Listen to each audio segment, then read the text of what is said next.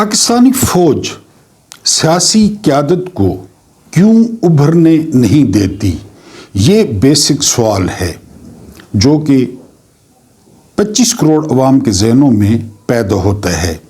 मुझे उम्मीद है और जो है वो दरख्वास्त है कि इस इबारत को आपने गौर से सुनना है कि पाकिस्तानी फ़ौज सियासी क़यादत को क्यों उभरने नहीं देती। असल मसले की मुकम्मल वजाहत। पाकिस्तान की पूरी सियासी तारीख एक नाकाबिले तरदीद हकीकत को साबित करती है। यहाँ फ़ौज किसी भी सियासी लीडर, अवामी बयानिए या जमहूरी ढांचे को मुस्तकिल तौर पर मजबूत होने नहीं देती। हर दौर में एक ही फार्मूला दोहराया गया है और इतने तसलसल के साथ कि अब ये हादसा नहीं बल्कि एक बाकायदा इदारा जाती नमूना बन चुका है। सबसे पहले सियासी रहनुमा को गद्दार करार दिया जाता है, फिर उसे जेल में डाला जाता है, उसकी जमात को तोड़ा जाता है, उसके साथियों को खामोश कराया जाता है और जहां खतरा मुकम्मल तौर पर ख़त्म ना हो उसे रास्ते से हटा दिया जाता है।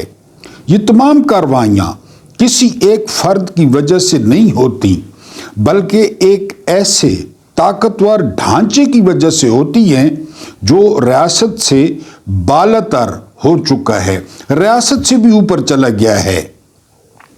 ये हकीकत एक मशहूर जुमले में सिमट जाती है। दुनिया के हर मुल्क की एक फ़ौज होती है मगर पाकिस्तान वो मुल्क है जो फ़ौज का है। सिर्फ चंद जर्नैल नहीं, ये पूरे इदारे की सोच है।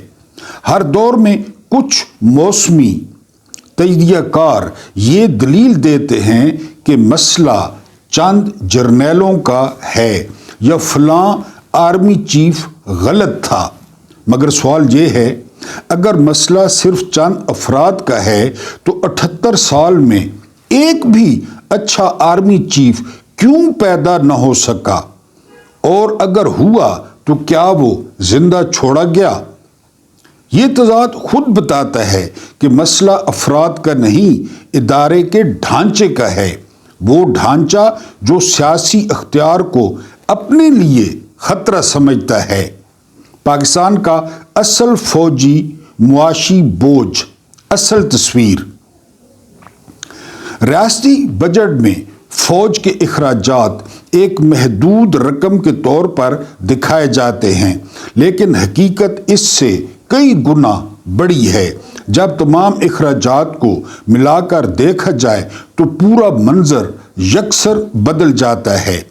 दफाई बजट बराह रास्त अखराजात हर साल तकरीबन 2.55 खरब रुपए रियासत बराह रास्त फौजी अखराजात पर खर्च करती है, जो मौजूदा शरह तबादला के मुताबिक तकरीबन 9 अरब डॉलर्स बनता है।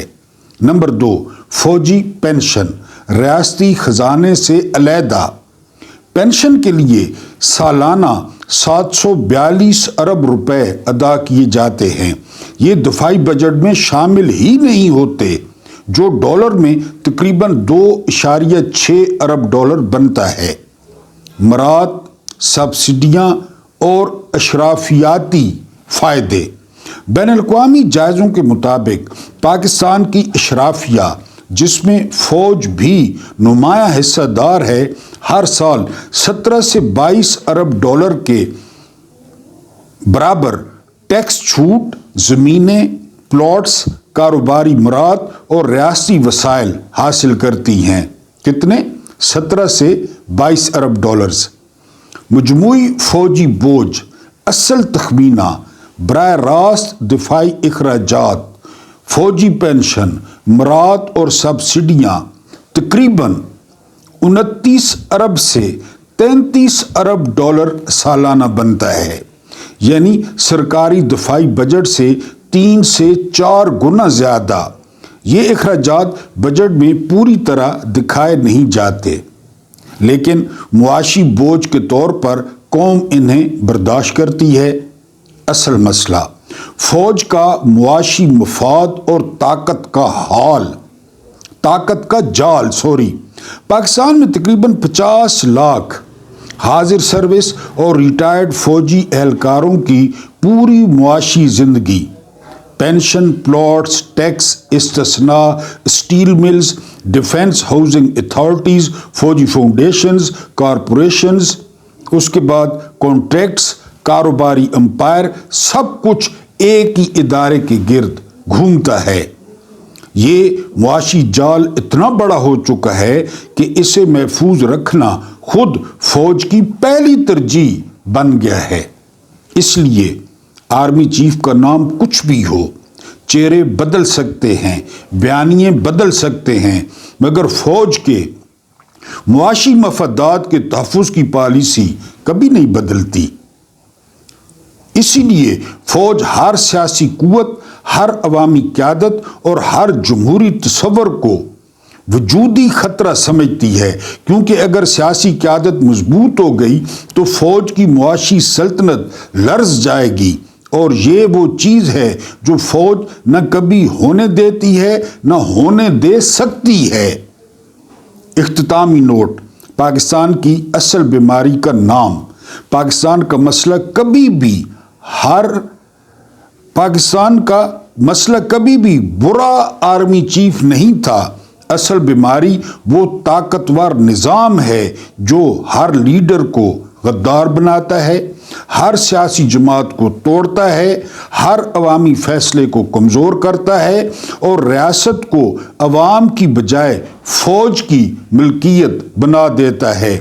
جب تک یہ ڈھانچہ قائم ہے، لیڈر ابھریں گے مگر زندہ نہیں رہنے دیے جائیں گے، پارٹیاں بنیں گی مگر ٹکڑے کیے جائیں گے، عوام ووٹ ڈالیں گے مگر حکومت کہیں اور بنے گی، اور پاکستان ہمیشہ عوام نہیں فوج کے قبضے میں رہے گا۔ تازہ ترین مثال اس کی آپ کو میں دوں گا، پہلے بھی دے چکا ہوں۔ مثال یہ ہے کہ شبر زیدی، یہ چیئرمین تھے FBR کے، ان کو چیئرمین بنایا تھا عمران خان نے۔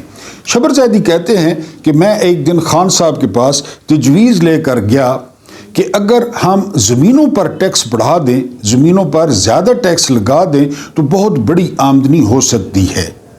عمران خان نے کہا لگا دیں، بالکل آپ کو اجازت ہے، کیونکہ عمران خان کا کیا تعلق تھا زمینوں سے یا زمینوں کے کاروبار سے۔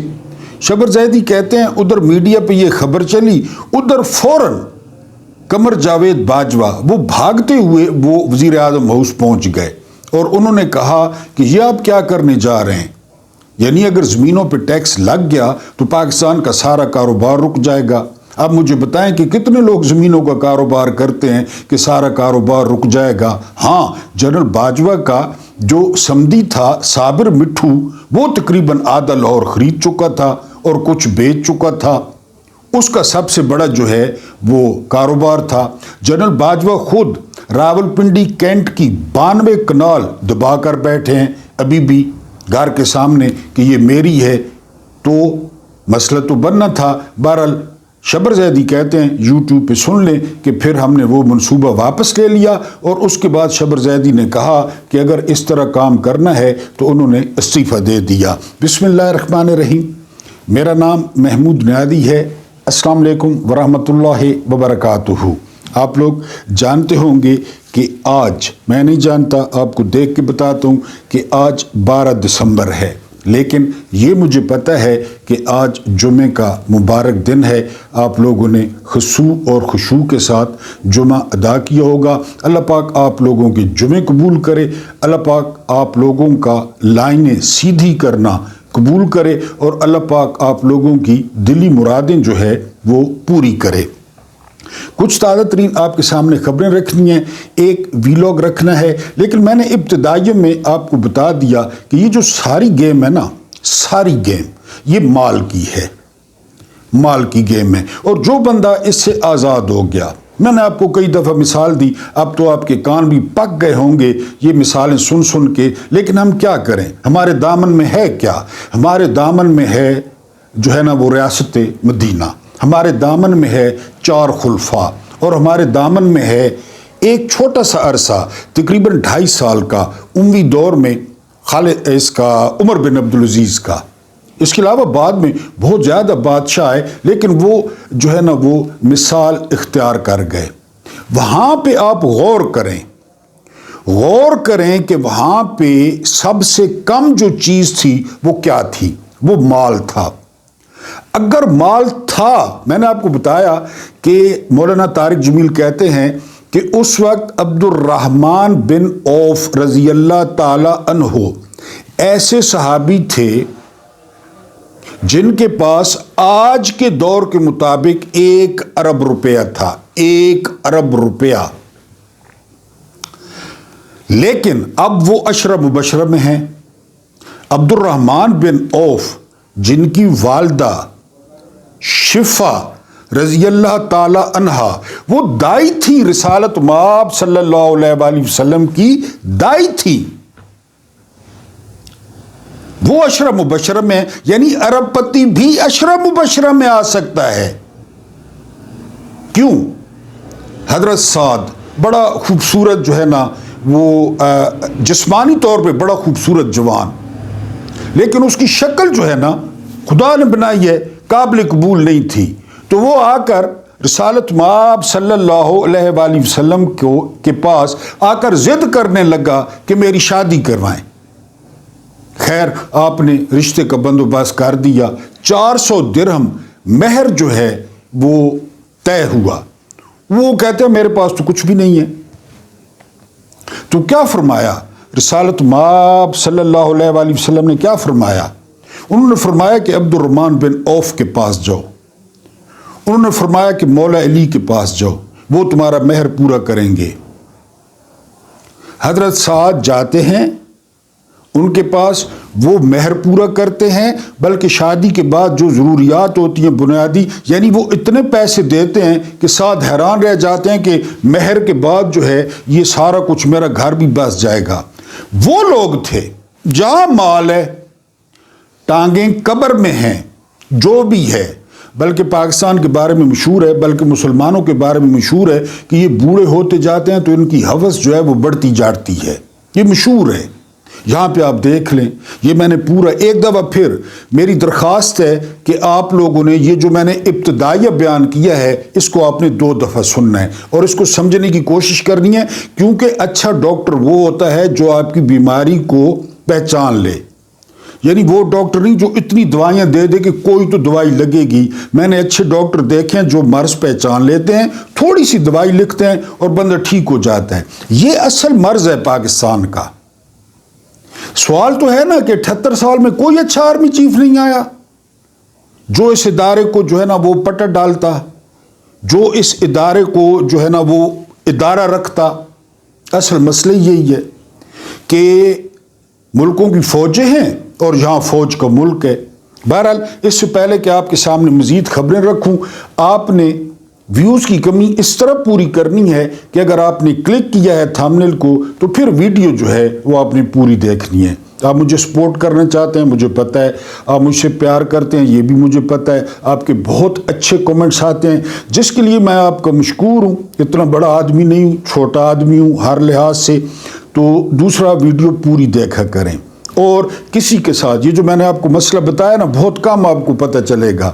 یہ مسئلہ شیئر کریں لوگوں کے ساتھ کہ اصل مسئلہ جو ہے وہ کیا ہے. یہ ویوز کی کمی کو جو ہے وہ پورا کر دیتا ہے. یعنی پتہ نہیں کیوں ویوز کی تعداد بہت کم ہو گئی ہے. تو آپ اگر ویڈیو پوری دیکھ لیں گے، آواز بند کر کے بھی دیکھ لیں گے، میری آواز آپ کو کوے کی طرح لگتی ہے تو ویڈیو آپ پوری دیکھیں گے تو وہ کمی جو ہے وہ پوری ہو جائے گی. اب وہاں پہ صورتحال آپ نے دیکھی ہے. اب جو ہمارے ساتھ یعنی بلڈی سویلینز کے ساتھ جو معاملات ہیں وہ دیکھیں وہ کیا ہیں.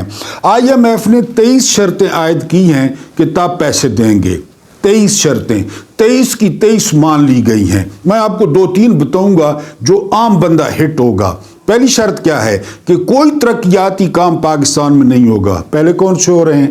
بہرحال کوئی اگر نالی سڑک ہے تو یہ بھی ختم کریں، ترقیاتی کام آپ نہیں کریں گے. ٹھیک ہو گیا جی، یہ پہلی شرط ہے. اگلی شرط سنیں. پہلے کیا ہوا کسانوں کے ساتھ؟ اب وہ کہہ رہے ہیں کہ جتنی بھی دوائیاں ہیں، سپرے ہیں، زہر ہیں، فصلوں والے کسانوں کو سمجھ آ گئی ہوگی ان پہ ٹیکس لگائیں. کیا حال ہے کسانوں کا؟ کبھی میرے ساتھ آئے میاں والی، میں آپ کو بتاؤں کسانوں کا کیا حال ہے. جو بوریاں کی بوریاں غریبوں کو دیتے تھے ان کو خود لالے پڑے ہوئے ہیں، ان پہ ٹیکس لگائیں. اچھا مزے کی بات آگے سنیں. خاص جو ہے نا، خاص وہ لانتی ہیں آئی ایم ایف والے، وہ کہتے ہیں کہ شوگر کی جو ریگولیٹری اتھارٹی ہے اس کو ختم کریں. وہ عمران کے دور میں یاد ہوگا جہانگیر ترین کو بھی رگڑ دیا تھا عمران نے، وہ بھی ختم کریں. پہلے ہمارے ساتھ شوگر مافیا کیا کر رہا ہے اس کو ختم کریں. یہ 23 ہیں، 23 ہر چیز پہ ٹیکس، ہر میٹھی چیز پہ ٹیکس، یہ آئی ایم ایف کہہ رہا ہے. اچھا یہ تو جنگ اخبار نے چھاپی ہیں، کچھ میرا خیال ہے شرائط ہیں جو وہ ان کو اندھیرے میں لے کے جائیں گے.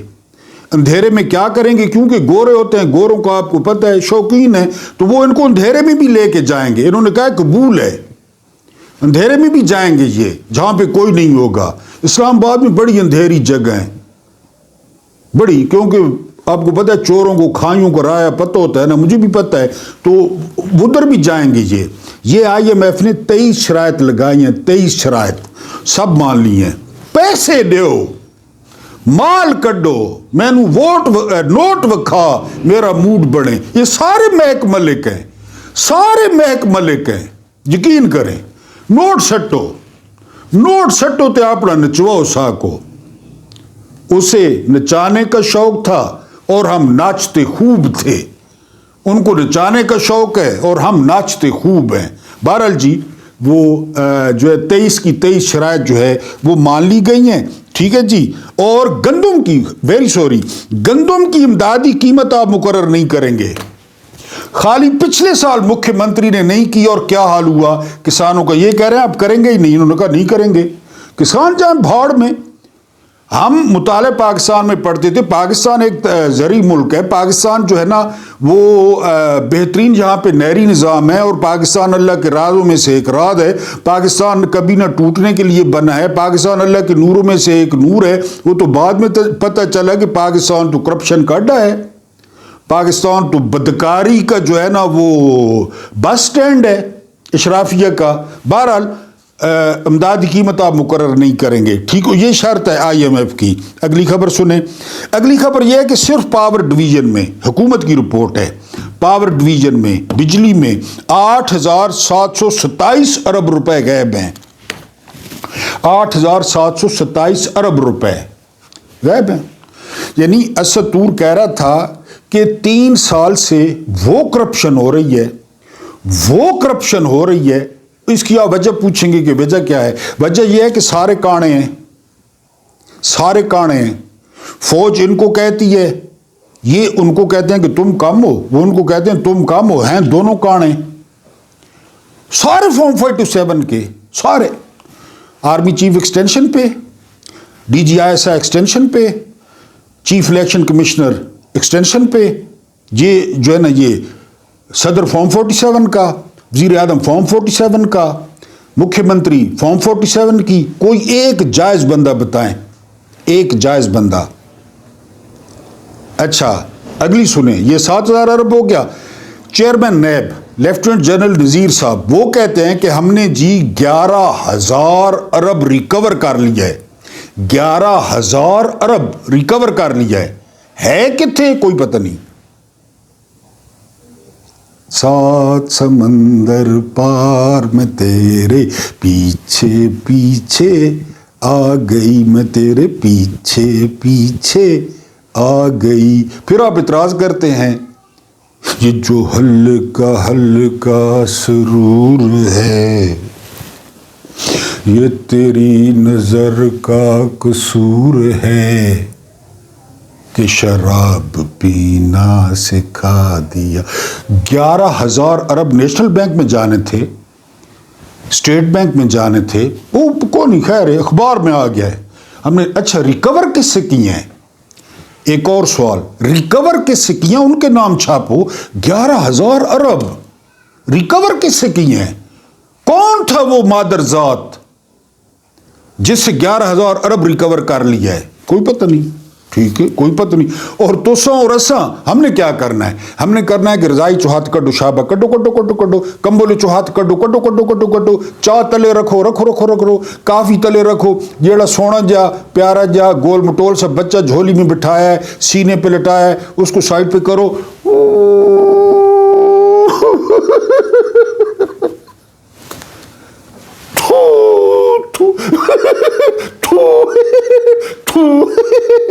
اس طرح کر لیں اور پھر آگے چلو. ٹھیک ہے جی. اس کے بعد اگلی خبر سنیں. اگلی خبر یہ ہے, یہ بڑی اچھی خبر ہے, مجھے بڑی اچھی لگی ہے. خبر ہے کہ 12 فروری کو بنگلہ دیش میں الیکشن ہوگا, الیکشن ٹیٹ ہوگا, اور سنا ہے کہ جوانوں کی حکومت بننے جا رہی ہے. یہ خبر سن کے, اس طرح کی خبریں پڑھ کے بڑی طبیعت خوش ہوتی ہے. نوجوان, یعنی ہمارے ہاں جو ہے نا وہ پورنوگرافی والے اور رات کو 11 بجے کے بعد گچو گچو گچو کرنے والے, جانو مانو جانو مانو جانو مانو سیتھیں دیکھیں جو ہے نا وہ سارا کچھ. تو پاکستان جو ہے نا, پاکستان کے نو پھر جوان JAWAN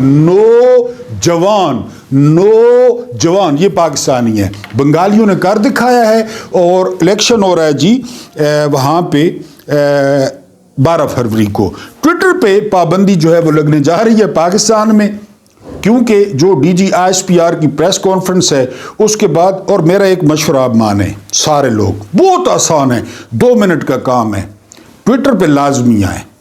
آپ کو ٹویٹر پہ بہت مزیدار چیزیں ملیں گی. پاکستان کا ہر پڑھا لکھا ہر بڑا بندہ ٹویٹر پہ ہے, آپ بھی ٹویٹر پہ آئیں, لازمی آئیں آپ ٹویٹر پہ. اگر ہیں تو ویڈیو ٹویٹر پہ شیئر کیا کریں, اور اگر نہیں ہے تو ٹویٹر کا اکاؤنٹ بنائیں. آپ بہت انجوائے کریں گے ٹویٹر کو. یہ دوسری چیزیں جو ہے نا یہ گند بلا ہے, ٹویٹر زبردست ہے, بڑے آپ کو بندے ملیں گے اور بڑی تحریریں آپ کو ملیں گی ٹویٹر سے. تو بہرحال ٹویٹر پہ پابندی لگانی جا رہی ہے حکومت. بیرسٹر وکیل نے کہا ہے فارم 47 کے ہیں, 2 نمبر ہے, نقلی ہیں, جعلی ہیں, اور انہوں نے کہا کہ DG ISPR کی پریس کانفرنس کے ساتھ جو کچھ لڑکے اور لڑکیوں نے کیا ہے نا تو آپ پابندی لگا رہے ہیں. آخری خبر یہ ہے کہ رحمان ڈکیت بڑے پیسے کما رہی ہے انڈیا میں. یہ رحمان ڈکیت ہمارے لیے ظاہر ہے ہم رحمان ڈکیت ہی ایکسپورٹ کر سکتے ہیں. کراچی کا بڑا مشہور و معروف کردار تھا, باقاعدگی سے بھتہ دیتا تھا ڈاکٹر ذوالفقار مرزا کو, زرداری سسٹم کو اور ان کو, تو سعید غنی لوگوں کو. پھر وہ مارا گیا. یہ فوجیوں کے سروں سے فٹ بال کھیلتا تھا, غدار عمران ہے. تو یہ جو ہے نا اس پہ فلم بنی ہے اور بڑے پیسے کما رہی ہے انڈیا میں, سنا ہے. پھر پتہ ہے آپ کو انڈیا کا جو مرچ مسالہ ہے, اور آپ کو پتہ ہے جو ساملا رنگ ہے, اور آپ کو پتہ ہے میرا بدروم لڈرم بڈروم اور جڑا ہے نا جی بے شرم رنگ ہوتا ہے اس میں, آپ کو پتہ ہے. تو بڑا مزہ کرنا ہے جی رضائی نے وچے بندہ رضائی چ لیٹا پہ ہوئے تو بڑا مزہ کرنا ہے. انہاں اپنا مرچ مسالہ ہی ڈالا ہے. بہرحال وہ بڑے پیسے کما رہی ہے. ہمارے لیے بڑے فخر کی بات ہے کہ رحمان ڈکیت پہ جو ہے نا وہ فلم بنی ہے. ہم تو خان صاحب کو سمجھتے تھے کہ خان صاحب شریف آدمی ہیں, 73 سال ان کی عمر ہو گئی ہے, لیکن خان صاحب شریف آدمی نہیں ہیں, کیونکہ رانا ثناءاللہ نے جو ہے وہ انکشاف کیا ہے کہ ہمارے پاس ثبوت آ گئے ہیں کہ عمران خان کے انڈیا کے ساتھ تعلقات ہیں. کیونکہ یہودی ایجنٹ تو وہ یہ کہہ کہ خود ثابت ہو گئے کہ نیتن یاہو ان کا پیو ہے, براستہ ڈونلڈ ٹرمپ انہوں نے حلالہ کروایا ہے. نیتن یاہو تو ان کا بن گئے پیو, اور یہ جا رہے ہیں غزہ میں فوج بھیجنے کہ اسرائیل کی حفاظت کی جائے حماس سے اور حماس کے مجاہدین سے. بہرحال اب جو ہے نا وہ چونکہ یہ خود بن گئے ہیں, اب عمران خان جو ہے وہ انڈین ایجنٹ بن گیا ہے. انہوں نے خبریں سن لی ہیں. عمران خان بہنوں سے بات کر رہے تھے کہ کترینہ کیف کی طرف میرا رقبہ بھیجنا اور کرینہ کپور کی طرف کبوتر روانہ کرنا, اور چٹھی میرے کیا کہتے ہیں وہ بڑا گانا تھا, چٹھی میرے مائے دی لے آمے وے کبوترا. تو بہرحال یہ رانا ثناءاللہ نے انکشاف کیا کہ اب عمران خان کے ان کے ساتھ تعلقات ہیں. مجھے ایک واقعہ یاد آ گیا, ایسے واقعات ویسے مجھے پسند بھی بہت ہیں. بل کلنٹن امریکی صدر تھے, بڑے سمارٹ آدمی تھے, اور ان پہ الزام لگا تھا مونیکا لیوونسکی کا کہ یہ جڑا ہے نا جی 2 نمبر ہے, صدر 2 نمبر ہے, اور مونیکا لیوونسکی کے ساتھ اس کا اکھ مٹکا ہے. تو بہرحال جب صدر باہر نکلے عدالت سے تو ان کی جوان بیٹی تھی اس وقت چیلسی، اب تو خاتون ہوں گی، 19-20 سال کی جو ہے نا وہ ان کی بیٹی تھی، تو انہوں نے کہا بل کلنٹن کو کہ پاپا خیر ہے، سمارٹ لوگوں کے ساتھ جو ہے وہ ایسا ہوتا رہتا ہے، آپ سمارٹ آدمی ہیں، تو خان صاحب فکر نہ کریں، آپ سمارٹ آدمی ہیں، ہمیں پتہ ہے ایسا ہوتا رہتا ہے، اگر آپ نے کترینہ کیف اور کرینہ کپور کو چٹھی لکھی ہے ہمیں کوئی اعتراض نہیں ہے، کیونکہ آپ سمارٹ آدمی ہیں، سونے آدمی ہیں، بانس کی طرح آپ لمبے ہیں، فٹ ہیں، اور ہارون رشید صاحب کہہ رہے تھے کہ اگر آپ لوگ لوہے کو ٹچ کر لیں تو جس طرح لوہا ہوتا ہے نا اس طرح عمران خان کی جو ہے وہ ٹانگوں کی پوزیشن ہے، چل چل کے اور ایکسرسائز کر کر کے۔ بہرحال رانا سنولو نے کہا ہے کہ عمران خان اب انڈین ایجنٹ ہیں اور ہمارے پاس ثبوت آ گئے ہیں، اگر ان کے پاس ثبوت آ گئے ہوتے، اگر عمران خان نے بہنوں کے ساتھ بات کی ہوتی تو آپ ان کو بغیر کپڑوں کے ٹی وی پہ دیکھتے، یہ پیٹتے، یہ زنجیر زنی کرتے، یہ سر میں جو ہے نا کلہاڑیاں مارتے اور قوم کو بتاتے کہ یہ دیکھیں۔ بہرحال کرتے رہیں جو کچھ انہوں نے کرنا ہے، پہلے کیا کچھ نہیں کیا۔ بہرحال اس بات پہ ہمیں خوشی ہے، کترینہ کیف اور جڑا ہے نا جی کرینہ کپور، خان صاحب زندہ باد، یقین کرو رانا سنولو آنکھ دیتا ہے۔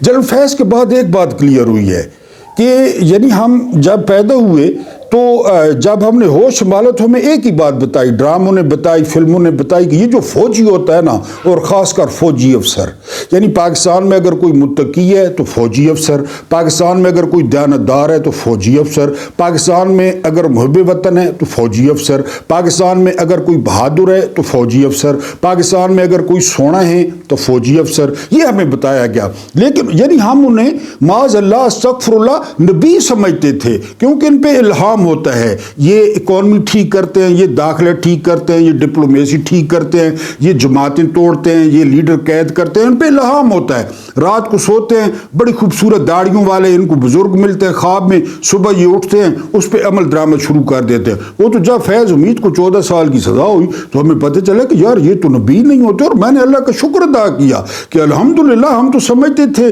کہ جرنیل جو ہے نا وہ نبی کے عہدے پہ ہوتے ہیں، ان پہ الہام ہوتا ہے، ان پہ وحی نازل ہوتی ہے، لیکن فیض حمید کی سزا نے یہ ثابت کیا کہ یہ انسان ہوتے ہیں، یہ سیاست میں مداخلت بھی کرتے ہیں، یہ پارٹیاں بھی توڑتے ہیں، یہ بھتہ بھی لیتے ہیں، یہ نواز شریف کے کتے کا خون دکھا کے پلیٹلیٹس بھی گراتے ہیں، یہ نواز شریف کو باہر بھی نکالتے ہیں، یہ مکھیہ منتری کو جیل میں آئی فون بھی دیتے ہیں، یہ سارا، اور کالی گاڑیوں میں یہ جا کر نواز شریف سے ملاقاتیں بھی کرتے ہیں، اور یہ لندن پلان بھی بناتے ہیں، یہ مری پلان بھی بناتے ہیں، یہ ایکسٹینشن کے لیے شرائط بھی پوری کرتے ہیں۔ میرے ذہن سے بہرحال ایک بہت بڑا بوجھ ایک دل پہ تھا، وہ اتر گیا کہ یہ پیغمبر نہیں ہوتے، یہ نبی نہیں ہوتے، یہ ہماری طرح ہی ہوتے ہیں، ہماری طرح کھچے مارتے ہیں، ہماری طرح چولے مارتے ہیں۔ بہرحال یہ میرا آپ کے ساتھ سانجھا کرنا تھا کہ یہ جو ہے نا، اب حفیظ اللہ نیادی نے ایک کالم لکھا ہے۔ حفیظ اللہ نیادی کون ہے؟ میں نے کئی دفعہ آپ کو بتایا ہے کہ چونکہ میرے گاؤں کے ہیں، یہ عمران خان کے فرسٹ کزن ہیں،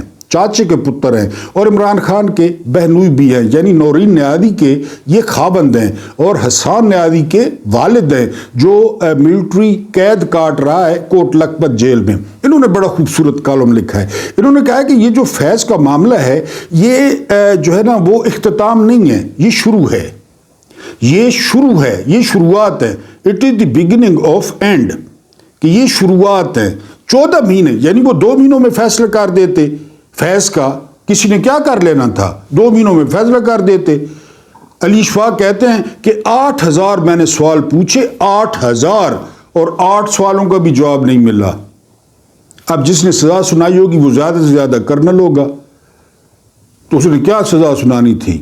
بہرحال حفیظ اللہ نیادی کہتے ہیں کہ یہ جو 14-15 مہینے لگائے گئے، یہ عمران خان پہ کوشش کی گئی کہ عمران خان جھک جائے، عمران خان سجدہ کر لے، عمران خان لات اور منات کو مان لیں، ٹوٹ جائیں۔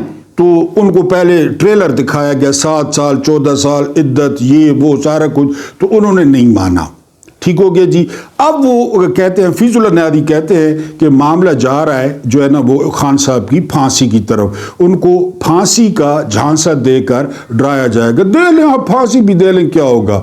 منصور حلاج کو ہوئی، کربلا آپ کے سامنے، اس طرح جو ہے نا بہت سارے لوگ ہیں جو پھانسی جھول گئے، جو شہید ہو گئے، جن کو ٹکڑے ٹکڑے، حضرت زکریا علیہ السلام کے بارے میں کہا جاتا ہے کہ ایک کھوکھلے درخت میں کھڑا کر کے ان کو آرے سے چیر دیا گیا تھا، وہ پیغمبر تھے۔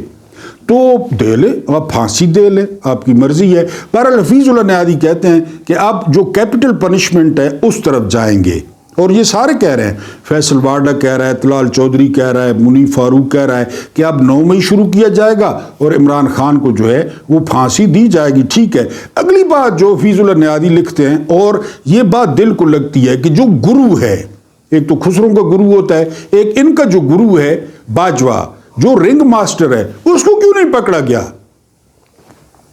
سوال ہے نا کہ جی چین آف کمانڈ ہے، اوپر سے حکم آتا ہے۔